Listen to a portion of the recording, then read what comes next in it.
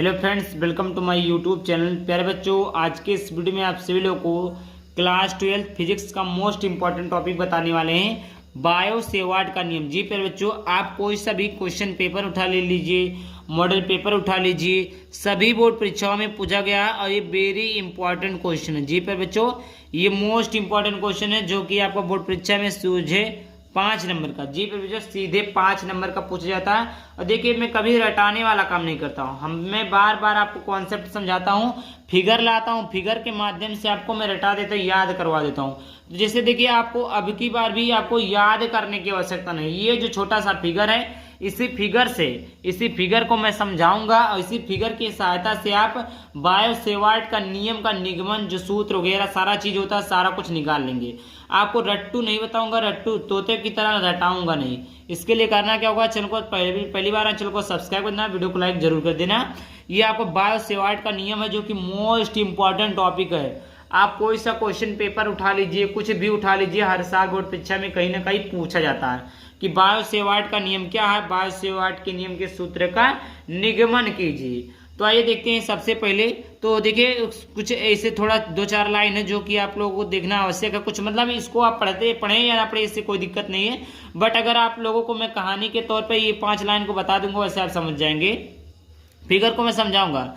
देखिए, सन 1820 ईस्वी में बायो तथा सेवार्ट नामक वैज्ञानिक ने, देखिए बायो सेवार्ट का नियम, देखिए बायो सेवार्ट एक नहीं थे, बायो अलग थे और सेवार्ट अलग थे।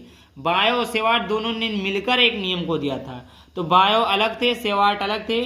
तो बायो और सेवार्ट क्या थे, एक वैज्ञानिक थे जो कि 1820 ईस्वी में एक नियम दिए। तो सन 1820 ईस्वी में बायो तथा सेवार्ट नामक वैज्ञानिक ने किसी चालक, अब देखिए कोई चालक है, कोई भी चालक रहेगा तो उसके मतलब जो बगल में होगा उसके बगल में चुंबकीय क्षेत्र उत्पन्न होगा। इतना आप लोग कान खोल कर सुन लीजिएगा कि कोई भी चालक होगा, उस चालक के चारों ओर चुंबकीय क्षेत्र जरूर उत्पन्न होगा। तो ये चीजें इन्होंने भी कहा कि सन 1820 ईस्वी में बायो तथा सेवार्ट नामक वैज्ञानिक ने किसी चालक के चारों ओर उत्पन्न चुंबकीय क्षेत्र के संबंध में एक नियम प्रस्तुत किया, जिसे हम बायो सेवार्ट का नियम कहते हैं। वही चीजें थी जो मैं अभी बताया हूं कि सन 1820 में ईस्वी में क्या था, दो वैज्ञानिक थे। कौन कौन वैज्ञानिक थे, एक बायो थे, एक सेवार्ट थे। उन्होंने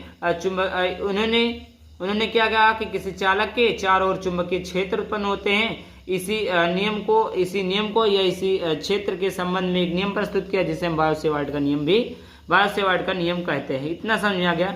आगे देखते हैं सबसे ज्यादा।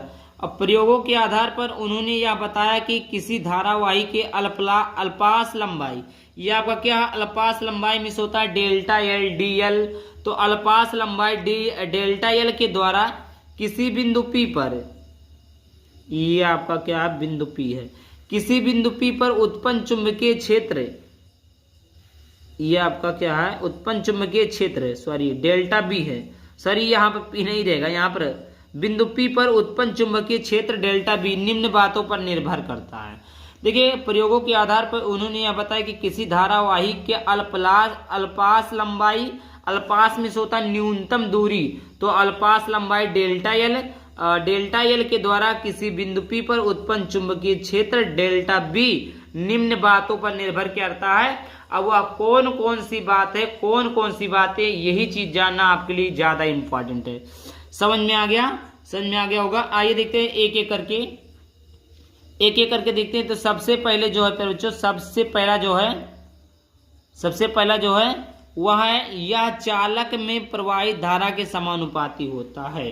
देखिए, चुंबकीय क्षेत्र के अनुक्रमानुपाती हमेशा रहेगा, क्योंकि हमें चुंबकीय क्षेत्र निकालना ही है।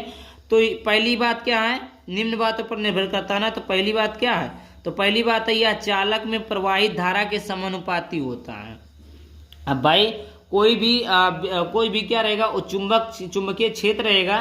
तो चुंबकीय क्षेत्र, तो उसमें धारा तो प्रवाहित होगी, तभी तो आवेश मतलब होगा। तो धारा प्रवाहित होगी, तो जो चुंबकीय क्षेत्र है, ये कोई तार है, ये कोई अल्पास लंबाई का तार है। इस अल्पास लंबाई में अगर हम धारा को प्रवाहित करें, क्या आप करें, धारा को प्रवाहित करें, तो उसी धारा के अनुक्रम अनुपाती हो जाता है। यानी चुंबकीय क्षेत्र डेल्टा बी धारा के क्या होती है, अनुक्रम अनुपाती होता है। ये पहली बात थी जो निर्भर करता है। दूसरा बात क्या है, यह चालक खंड की लंबाई के समानुपाती होता है।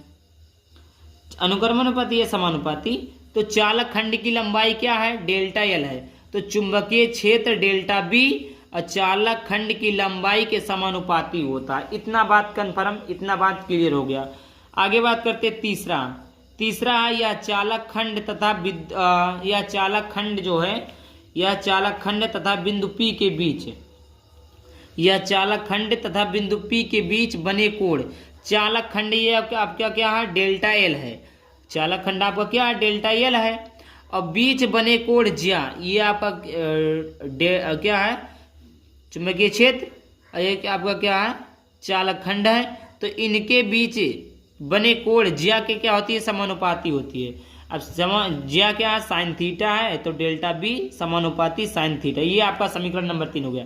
जितने मतलब कंडीशन बनने, जितने बातों पर निर्भर कर रहे हैं ना, सबका एक एक पॉइंट बनाते चलिए, एक एक समीकरण बनाते चलिए। ये जैसे पहला समीकरण, दूसरा समीकरण, तीसरा समीकरण, इस प्रकार हो गया। चौथा बात क्या है, यह चालक के बिंदु P के बीच की दूरी के व्युत्क्रमानुपाती होता है। ये देखिए, ये चालक खंड की लंबाई है, तो इसके और डेल्टा बी पर जो बिंदु था P की जो बीच की दूरी है, इसके व्युत्क्रमानुपाती होता है। ये जो सबके अनुक्रमानुपाती समानुपाती होता था, लेकिन अब की चालक खंड और बिंदु P के बीच की दूरी जो r है, इसके क्या होती है, व्युत्क्रमानुपाती होता है। तो यहां से देखिए टोटल मेरे कितने समीकरण बने, 4 समीकरण बने। कितने समीकरण बने बच्चों, 4 समीकरण बने। तो देखिएगा, चारों समीकरण को जोड़ने पर, चारों समीकरण को जोड़ने पर, चारों समीकरण को अगर जोड़ दें तो 4 समीकरण क्या है बच्चों, डेल्टा बी अनुक्रमानुपाती या समानुपाती आई था, दूसरी चीजें क्या थी, डेल्टा एल थी, तीसरी चीजें साइन थीटा थी, और अपान में क्या हो गया, आर स्क्वायर। डेल्टा बी अनुक्रमानुपाती का सिंबल हटाएंगे पर बच्चों, तो आएगा म्यू नॉट अपान 4 पाई, ये आएगा म्यू नॉट अपान 4 पाई। अब इधर क्या बचा है बच्चों, इधर बचा आपका I into delta L into sine theta upon में आर स्क्वायर। ये आपका हो गया। इतनी बात क्लियर हो गई।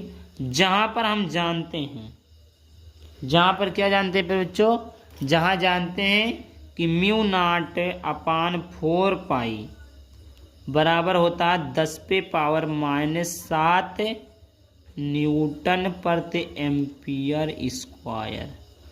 ये चीज़ें होती है। म्यू नॉट अपान 4 पाई का जो मान होता है 10⁻⁷ न्यूटन प्रति एम्पियर होता है। मात्रक की बात की जाए पे बच्चों, मात्रक, इसका जो मात्रक होता है वो होता है न्यूटन प्रति एम्पियर मीटर स्क्वायर, यहाँ पर लिखा ही है। और बीमा हो जाएगी इसकी, बीमा हो जाएगा MLA पे पावर -2 T पे पावर -2। समझ में आ गया। ये इसकी बीमा हो गई, इसका मात्रक हो गया, इसका मान हो गया, और ये आपका क्या हो गया, बायो-सेवार्ट नियम हो गया बच्चों। ठीक, आई होप वीडियो पसंद है। वीडियो को लाइक कर देना, चैनल को सब्सक्राइब कर देना। चलिए मिलते हैं किसी ने वीडियो टॉपिक के साथ। अब चलिए बाय बाय, थैंक यू, जय हिंद, जय भारत, धन्यवाद।